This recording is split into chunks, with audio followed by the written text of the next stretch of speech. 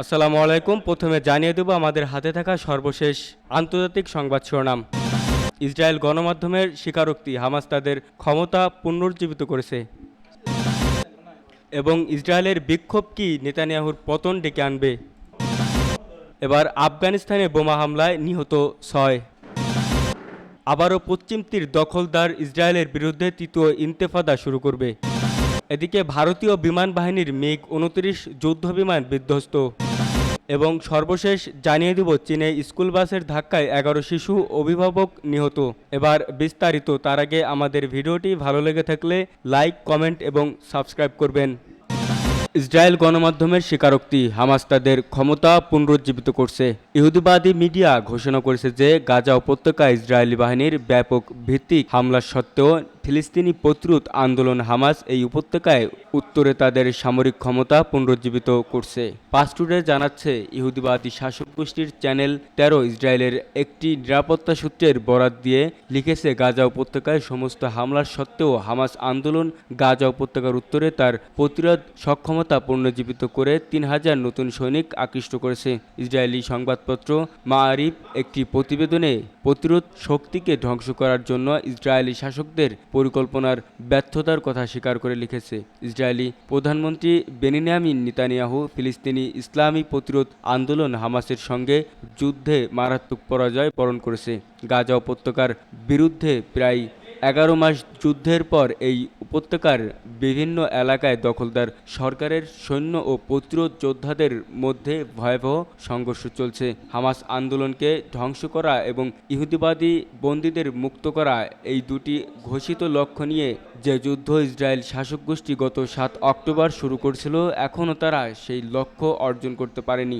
এই বিষয়ে ইহুদিবাদী মিডিয়া গাজা উপত্যকার বিরুদ্ধে যুদ্ধের অগ্রগতি এবং ইহুদিবাদী সৈন্যদের হতাহতের কথা উল্লেখ করে স্বীকার করছে যে প্রধানমন্ত্রী বেনিয়ামিন নেতানিয়াহুর গত 11 মাসের যুদ্ধের জয়লাভ করা এবং হামাসকে ধ্বংস করার বিষয়ে যে প্রতিশ্রুতি দিয়েছিলেন তা ছিল ফাঁকা বলি এবং জনগণকে আইওয়াশ করা। ইসরায়েলের বিক্ষোভ কি নেতানিয়াহুর পতন ডেকে আনবে। ফিলিস্তিনের গাজা উপত্যকা থেকে গত শনিবার 6 জিম্মির মৃতদেহ উদ্ধারের পর ইসরায়েল জুড়ে নতুন করে বিক্ষোভ শুরু হয়। ডাকা হয় দেশজুড়ে ধর্মঘট। প্রায় 11 মাস আগে গাজা যুদ্ধ শুরু হয়। এই যুদ্ধ শুরুর পর ইসরায়েলে এত বড় ও ব্যাপক বিক্ষোভ আগে কখনো হয়নি। দক্ষিণ গাজার রাফা এলাকায় একটি সুড়ঙ্গ থেকে এ 6 জিম্মির মরদেহ উদ্ধার করেন ইসরায়েলি সেনারা। তাদের মধ্যে একজন যুক্তরাষ্ট্রের দ্বৈত নাগরিক ছিলেন। তারা হলেন Carmel Gat Eden Yerushalmi, Hersh Goldberg, Polin Alexander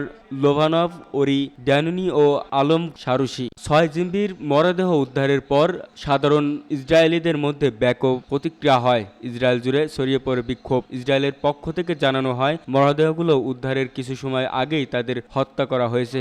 এই ঘটনার পেছনে দেশটির প্রধানমন্ত্রী বেনিয়ামিন নেতানিয়াহু হামাসকে দায়ী করেছেন। তিনি বলেন, যারা জিম্মিদেরকে হত্যা করেছে তারা চুক্তি চায় না।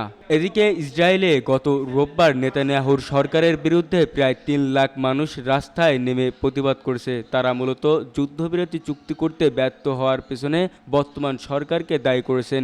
এদিকে হামাসের সিনিয়র কর্মকর্তা ইজ্জাত আল রিশেক দাবি করেন, 6 বন্দী ইসরায়েলের বিমান হামলায় নিহত হয়েছেন। হামাস মূলত ইসরায়েলের কাছে যুদ্ধ বন্ধের প্রতিশ্রুতি বিনিময়ে জিম্মিদের ফেরত দেওয়ার প্রস্তাব জানিয়েছে। চলমান এই যুদ্ধে এখন পর্যন্ত প্রায় 40,700 জন ফিলিস্তিনি নিহত হয়েছেন।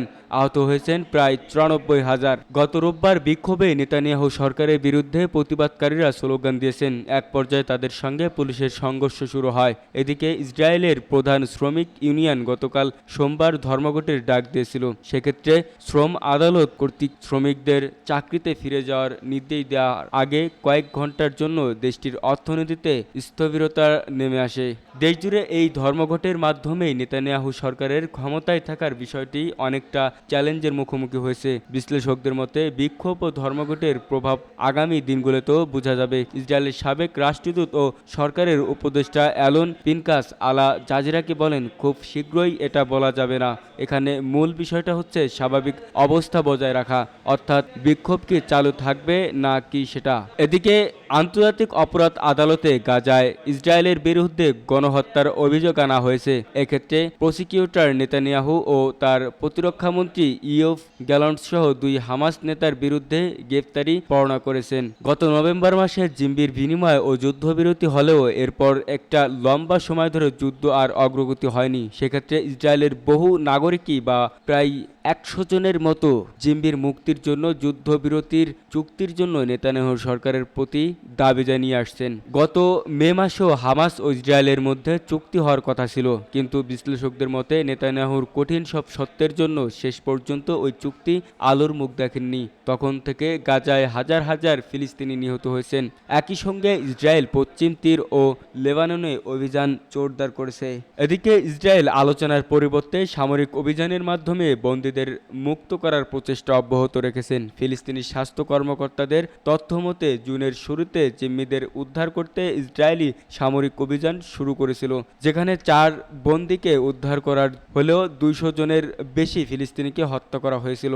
নেতানিয়াহু সরকারের এমন কৌশল ইসরায়েলের ভেতরে বেশ আলোচনার জন্ম দিয়েছে। সেক্ষেত্রে 6 জন জিম্মির মরদেহ উদ্ধার যেন পরিস্থিতিকে আরও ঘোলাটে করেছে। ইসরায়েলের রাজনীতির উপর বিশেষজ্ঞ ওরি গোল্ডবার্গ বলেন, সরকার ও প্রধানমন্ত্রী রক্ষণাত্মক অবস্থা রয়েছে। এখন সবকিছু মোমেন্টামের উপর নির্ভর করছে। তবে নেতানিয়াহুর বিরুদ্ধে এমন প্রতিবাদ এবারই প্রথম নয়, বরং দেশের বিচার ব্যবস্থা নিয়ে বিতর্কে গত বছরও ব্যাপক বিক্ষোভের মুখোমুখি হয়েছিলেন তিনি। এছাড়াও চলতি বছরের গ্রীষ্মেও যুদ্ধবিরতি ও জিম্মিদের মুক্তির দাবিতে তার বিরুদ্ধে বিক্ষোভ হয়েছে। পিনকাস বলেন, নেতানিয়াহুর যুদ্ধবিরতি কিংবা জিম্মিদের মুক্তি চুক্তি নিয়ে কোনো আগ্রহ নেই। এটা পরিষ্কার, কেননা দেশটির প্রতিরক্ষামন্ত্রী ও আমরা সবাই সতর্ক করে দিয়েছিলাম যে এটি ঘটবে। একটি চুক্তিতে যুক্ত হতে হতে অনীহাই এই সমস্ত ঘটনা ঘটিয়েছে। জুলাই এক পোলে দেখা যায় 70% ইসরায়েলি চায় নেতানিয়াহুর পদত্যাগ। হামলা প্রতিরোধ করতে তিনি ব্যর্থ হয়েছেন বলে তারা মনে করেন। তবে নেতানিয়াহুর প্রতি এখনও উগ্র ডানপন্থীদের সমর্থন রয়েছে, যাদের মধ্যে জাতীয় নিরাপত্তা মন্ত্রী ইতামার বেন গভির ও অর্থমন্ত্রী বেজালেল ইউএল স্ট্রোটিস অন্যতম। এদিকে 6 জিম্মির মৃত্যুর ঘটনা নিয়ে নেতানিয়াহু বলেছেন, এই ঘটনার জন্য যারা ইসরায়েলি দায়ী করছেন তারা মূলত হামাসের প্রোপাগান্ডার সুরে কথা বলছেন। অপহরণকারীদের হত্যার মূল বরং গাজাতে ঢুকাতে হবে, যেখানে আরও বেশি অঞ্চল দখল ও ইহুদি বসতি স্থাপনের মাধ্যমে। গোল্ডবার্গ বলেন, নেতানিয়াহু এমন সব বিবৃতিকর স্বৈরশাসক নয় যারা সম্পূর্ণরূপে ব্যক্তিগত স্বার্থের জন্য কাজ করে, বরং তিনি বিশ্বাস করেন যে তার ব্যক্তিগত স্বার্থেই দেশের স্বার্থ। সেক্ষেত্রে তার মতে এটি কেবল তখনই রক্ষা করা যেত তিনি যদি নেতৃত্বে থাকেন। আফগানিস্তানে বোমা হামলায় নিহত 6 জন। আফগানিস্তানের রাজধানী কাবুলে আত্মঘাতী বোমা বিস্ফোরণের কারণে 6 জন নিহত হয়েছেন। এখন পর্যন্ত কোনো গোষ্ঠী এ হামলার দায় স্বীকার করেননি। মঙ্গলবার 3 সেপ্টেম্বর এক প্রতিবেদনে কাতার ভিত্তিক সংবাদ মাধ্যম আল জাজিরা এ তথ্য জানায়। দেশটির পুলিশ ও স্বরাষ্ট্র মন্ত্রণালয় জানিয়েছে, এ ঘটনায় আরও 13 জন আহত হয়েছেন। স্থানীয় সময় সোমবার বিকেলে দক্ষিণ কাবুলের কালাই বখতিয়ার এলাকায় এই আত্মঘাতী বোমা বিস্ফোরণের ঘটনা ঘটে। এ ঘটনায় তদন্ত চলছে বলে জানিয়েছে কাবুল পুলিশ। এর আগে 2021 সালে আফগানিস্তানিদের ক্ষমতা দখল করে তালেবান। তারপর থেকে দেশটিতে সন্ত্রাসবাদীদের হামলার সংখ্যা কমেছে। তবে হঠাৎ করে কেন এই হামলা, সে বিষয়ে এখন পর্যন্ত কোনো আনুষ্ঠানিক বিবৃতি দেয়নি দেশটির সরকার। পশ্চিম তির্কি দখলদার ইসরায়েলের বিরুদ্ধে তৃতীয় ইন্তিফাদা শুরু করবে। পাস টুডে ইহুদিবাদী ইসরায়েলের জন্য সবচেয়ে বড় ভয়ানক স্বপ্ন বা দুঃস্বপ্ন হলো জর্ডান নদীর পশ্চিম তীরে জাহান্নামের দরজাগুলো খুলে যাওয়া। কড়া নিরাপত্তা, জোরদার ও নিয়ন্ত্রণ ব্যবস্থা সত্ত্বেও ইসরায়েল রক্ষা করতে পারছে না অবৈধ ইহুদি বসতিগুলোতে থাকা সব ইহুদিবাদীকে ও প্রতিরোধ যোদ্ধাদেরও শনাক্ত করতে পারছে না। ইসরায়েলি সমরবিদ ও সেনা কমান্ডারদের মতে ইসলামী ইরান ও প্রতিরোধ অক্ষের সদস্যরা যুদ্ধের বৃত্ত ও ফ্রন্টগুলোর ঐক্য গড়ার চেষ্টা করছে, যাতে নানা ফ্রন্টে ইসরায়েলের উপর প্রলম্বিত যুদ্ধ চাপিয়ে দেওয়া যায়। যুদ্ধের 3টি বলয় ইসরায়েলি স্বার্থে আঘাত হানবে প্রতিনিয়ত।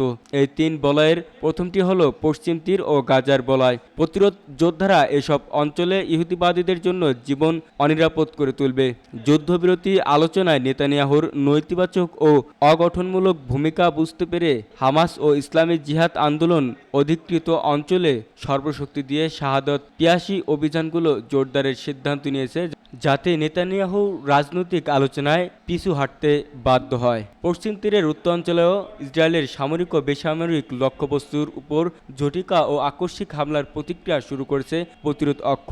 ইসরায়েল কি এই অঞ্চলে প্রতিরোধ মোকাবিলায় প্রস্তুত? ইসরায়েলি পররাষ্ট্রমন্ত্রী ইসরায়েল কাতস পশ্চিম তীরে ইসরায়েলের সাম্প্রতিক আগ্রাসী অভিযানের অজুহাত হিসেবে সশস্ত্র ফিলিস্তিনিদের দমনের কথা উল্লেখ করেছে। সশস্ত্র এই ফিলিস্তিনি গ্রুপগুলোর জর্ডানের ভূমির মাধ্যমেই ইরানের পক্ষ থেকে মদতপুষ্ট ও সশস্ত্র হচ্ছে বলে ইসরায়েলের পররাষ্ট্রমন্ত্রী ইসরায়েল কাতস দাবি করেছে। এই দানবীয় ঘাতক খুব স্পষ্টভাবে বলেছে যে পশ্চিম তীরেও গাজার মতোই সব পদক্ষেপ নেওয়া তথা পশ্চিম তীর থেকেও বেসামরিক ফিলিস্তিনিদের তাড়িয়ে দেওয়ার চেষ্টা চালানোর মতো সামরিক পদক্ষেপ নেওয়া ইসরায়েলের জন্য অপরিহার্য। ইসরায়েল এরই মধ্যে জর্দান সীমান্তে নজরদারির জোরদার করছে। আর এ থেকে বোঝা যায় ইসরায়েল পশ্চিম তীরের রাজনৈতিক ও নিরাপত্তা পরিস্থিতিতে পরিবর্তন আনতে চায়। আগস্ট মাসের শেষের দিকে শাহাদত ৮৩ অভিযান জোরদারের বিষয়ে খালেদ মাশআলের বক্তব্যের অডিও ফাঁস হওয়ার মাত্র কয়েক ঘন্টা পর ইসরায়েলি পশ্চিম তীরের উত্তরাঞ্চলে আগ্রাসন শুরু করে। নুরুস শামস, জেনিন, তুলকারাম, নাবলুস ও তুবাস অঞ্চল এই আগ্রাসনের শিকার। এই আগ্রাসনে অন্তত ১০ জন ফিলিস্তিনি শহীদ হয়েছে, যাদের মধ্যে পশ্চিম তীর অঞ্চলে ইসলামী জিহাদের অন্যতম প্রধান কমান্ডার মোহাম্মদ জাবেরও ছিলেন। ফিলিস্তিনি শাসন কর্তৃপক্ষ পশ্চিম তীরে বাস্তবায়নে নিষ্ক্রিয় থেকেছে কিংবা কখনো ইসরায়েলি অপরাধজঙ্গের সহযোগিতা হয়েছে। ভারতীয় বিমান বাহিনীর মিগ-২৯ যুদ্ধবিমান বিধ্বস্ত।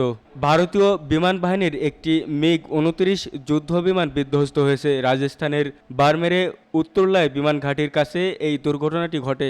দুর্ঘটনায় প্রাণে বেঁচে গেলেও আহত হয়েছেন বিমানের পাইলট। গতকাল সোমবার স্থানীয় সময় ১০টার দিকে উড্ডয়নরত অবস্থায় যুদ্ধবিমানটি বিধ্বস্ত হয়েছে। আইএফের উদ্ধৃতি দিয়ে ভারতীয় সংবাদ মাধ্যম এনডিটিভি জানিয়েছে, নিয়মিত রাত্রিকালীন প্রশিক্ষণ মিশনের সময় বিমানটি বিধ্বস্ত হয়। বিমানটিতে যান্ত্রিক গোলযোগ দেখা দিয়েছিল বলে ধারণা করা হচ্ছে। স্থানীয় পুলিশ জানিয়েছে, বারমেরের একটি প্রত্যন্ত এলাকায় যুদ্ধবিমানটি বিধ্বস্ত হয়ে আগুন ধরে যায়। এটি সম্পূর্ণরূপে ধ্বংস হয়ে গেছে। যুদ্ধবিমানটি বিধ্বস্ত হওয়ার আগেই পাইলট নিরাপদে বের হয়ে যেতে সক্ষম হয়েছিলেন, তবে তিনি আহত হয়েছেন। এনডিটিভির খবরে বলা হয়েছে, ভারতের পশ্চিমাঞ্চলীয় রাজ্য রাজস্থানের বারমেরে এই দুর্ঘটনাটি ঘটে। তবে এই ঘটনায় কারও প্রাণহানি হয়নি এবং কোনো সম্পত্তিরও ক্ষয়ক্ষতি হয়নি। সোশ্যাল মিডিয়া প্ল্যাটফর্ম এক্সে দেওয়া এক পোস্টে ভারতীয় বিমান বাহিনী বলেছে, বারমের সেক্টরে রুটিন নাইট ট্রেনিং মিশনের সময় একটি আইএফ মিগ-২৯ বিমান জটিল প্রযুক্তিগত সমস্যার সম্মুখীন হয় এবং এতে পাইলট বিমানটি থেকে বের হতে বাধ্য হন। এই ঘটনায় কোড অফ ইনকোয়ারির নির্দেশ দেওয়া হয়েছে। ভারতীয় কর্মকর্তারা জানিয়েছে, সোমবার রাত ১০টার দিকে ফাইটার প্লেনটি একটি আবাসিক এলাকার কাছে বিধ্বস্ত হয়। দুর্ঘটনাস্থল থেকে পাওয়া ছবি ও ভিডিওতে দেখা যাচ্ছে দুর্ঘটনার পর বিমানটিতে দাউ দাউ করে আগুন জ্বলছে। এদিকে যুদ্ধবিমান বিধ্বস্তের ঘটনার একটি ভিডিও সোশ্যাল মিডিয়ায় ছড়িয়ে পড়েছে। সে ভিডিওতেও বিমানটি আগুনে পুড়ে দেখা যাচ্ছে। ধানির এলানিওর কাছে মঙ্গলা প্রসেসিং টার্মিনাল এমটিটি রোডে বিমানটি বিধ্বস্ত হয়েছে বলে জানা গেছে। উল্লেখ্য, গত ৪ জুন নাসিকের শীর্ষাও গ্রামের কাছে ভেঙে পড়েছিল ভারতীয় বিমান বাহিনীর একটি সুখোই ৩০ এমকেআই যুদ্ধবিমান।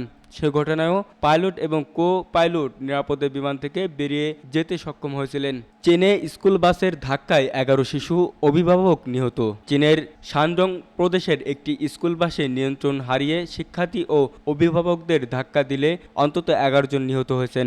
স্থানীয় সময় সকাল ৭টা ২৭ মিনিটে এই দুর্ঘটনা ঘটে। নিহতদের ৫ জন শিক্ষার্থী ও বাকিরা অভিভাবক। চলন্ত বাসটি তাইআন শহরের একটি স্কুলের গেটের সামনে দাঁড়িয়ে থাকা শিক্ষার্থী ও অভিভাবকদের ধাক্কা দেয়। চালক বাসের নিয়ন্ত্রণ হারালে এই দুর্ঘটনা ঘটে। মঙ্গলবার এ তথ্য জানিয়েছে বিবিসি। চীনের রাষ্ট্রায়ত্ত গণমাধ্যমের সিসিটিভির বরাত দিয়ে বলা হয়েছে, এই ঘটনায় আরও বেশ কয়েকজন আহত হয়েছে। আহতদের মধ্যে একজনের অবস্থা আশঙ্কাজনক। পুলিশ বাস চালককে আটক করে জিজ্ঞাসাবাদ করছে। তিনি স্বেচ্ছায় এই ঘটনা ঘটেছেন কিনা তা এখনও নিশ্চিত নয়। চীনের রাষ্ট্রায়ত্ত গণমাধ্যমে বলা হয়, এখন পর্যন্ত 11 জন, 6 অভিভাবক ও 5 শিক্ষার্থী নিহত হয়েছে। আহতদের মধ্যে 12 জনের অবস্থা স্থিতিশীল। সামাজিক যোগাযোগ মাধ্যমের দুর্ঘটনা ছবি ও ভিডিও ছড়িয়ে পড়েছে। সেখানে দেখা গেছে মানুষ বাসের নিচে আটকা পড়ে আছে। কয়েকদিন আগেই চীনে নতুন শিক্ষাবর্ষ শুরু হয়েছে।